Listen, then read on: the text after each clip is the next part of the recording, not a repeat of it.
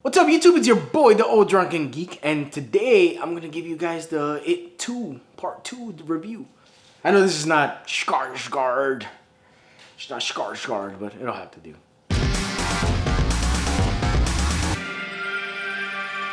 So, as some of you guys may know, if you follow the channel and such, I was a big fan of the fucking 90s It movie, the TV movie. And I was a big fan of the movie that came out 2 years ago, the It movie, the first chapter. The second chapter, not as much, man. I gotta keep it 100. My biggest problem with this movie is when they had the ritual of Chode, there was no gangbang. Where's the gangbang? The first movie, yeah, obviously not. It was like a little kid. Can't have that happening, you know, that was weird. Yeah, you had Jessica Chastain this time, man. No gangbang. Kind of fucked up. Nah, I'm just kidding. That's not why I did not like this movie. First off, let me state that it's not like I hated this movie. The movie was not horrible. But it did commit one of the biggest sins this type of movie could be. It got fucking boring, man. There were points in this movie where it was just like, come on, let's just get through it. The first movie was great because it was focused. It was focused on these kids. This movie told the adult story, which I've never read the book, but from what I hear, it's even in the book drags out a little bit. In the fucking TV movie, it dragged out a little bit. And the way to have done this story as a whole would have been to do it like the TV movie, just a shorter, more tighter version, you know, then in the past and now in the present. This movie, man, the second part was that. It did mostly in the present, but some of it in the past. And to me, the past stuff did not work at all. When they did the little flashbacks to them as kids, it did not work at all.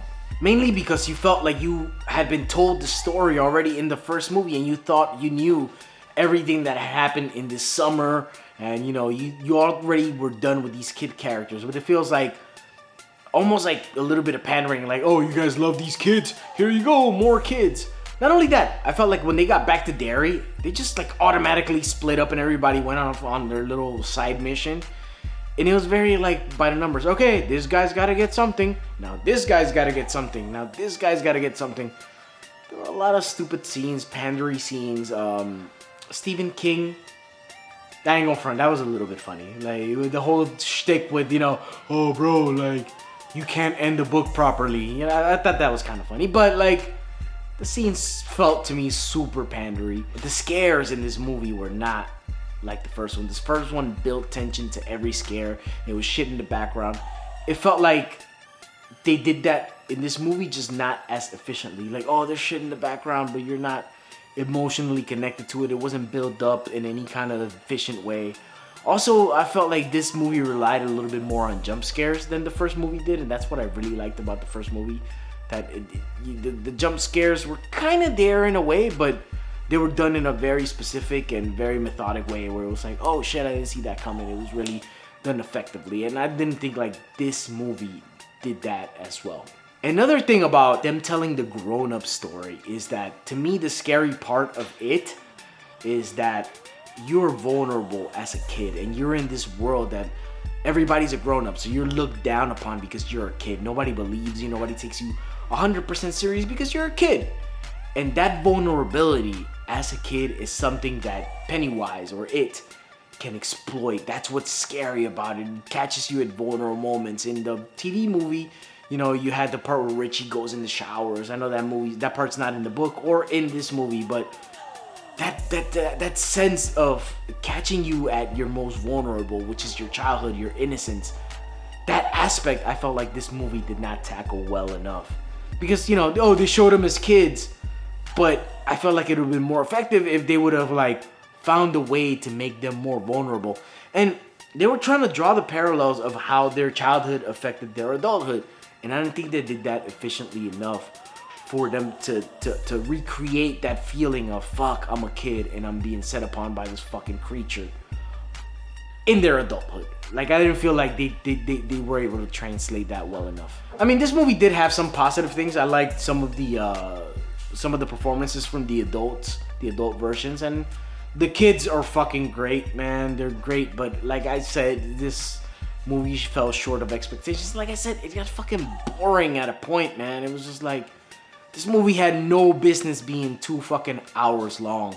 It almost felt like fucking doing homework. As, oh, we're gonna go do this guy's fucking, gotta get this guy's totem or token or whatever the fucking, not this guy, not this gal. Also, some of the callbacks to the shit that scared the kids wasn't efficient enough, especially Beverly with her dad. That I didn't think that was played well enough, and how that affected her in her adulthood. You know, the trauma of her dad, and also calling it back when her dad came back. She was just like, just a mean man. There was nothing like deeply psychologically disturbing that really got me into that moment. And then, to be honest, it was kind of anticlimactic. And no spider. The motherfucker kind of like spidered his legs and shit. There's no actual fucking spider, light spider.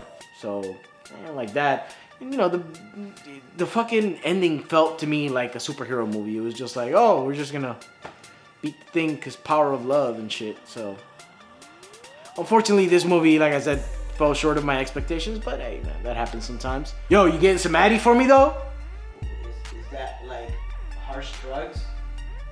Not harsh, medium harsh. Okay, yeah, I'll bring you with a syringe. All right, cool. We're gonna smoke some Addies, bro. Mm-hmm. Yep, we're gonna smoke some Addies. It's gonna be dope. You put it in your butt. Oh, it's a thing. Oh, I'm fucking forgetting the word. Suppository? No, not an enema. It's a suppository. Yeah. I'm gonna suppository me some Addies, and probably I'll at some point read the It book, because I'm fucking horrible with trying to like read novels and shit. Self-help books all day and shit. You know, I love the fucking self-help, but fucking novels, I fucking like. I'd be so interested like the first 5 chapters, and then like I'll get back to that, and fucking like 10 years will go by. Like, oh fuck, I never finished that book. But my dog's getting me some Addy, bro. So up the booty it goes. And with that little sentiment, hope you guys like my little bullshit ass reviews that I do. Half reviews, half me being lit. And yeah, that's all I got for you guys. And yeah, I know I promised you guys a lot of shit. I was supposed to do the Batman animated series review. I was supposed to do a review of Blade Runner 2049 when I got the DVD or the Blu-ray, and I never did that shit. So don't count on the fucking It book review anytime soon. This show's still going in like 20 years. Probably get it by then. But yeah, with that sentiment, like this fucking video, drop a like. Got something to say, hit a comment. Subscribe if you want to follow us on this beautiful channel. We got different shit every day of the week. Not every day of the week, every weekday. And yeah, man, hit that fucking bell or blow that whistle, do all the things so you can get bothered in the middle of the day. ODG's got a new fucking video out, bro. And yeah, man, that's all I got for you fuckers today. ODG out.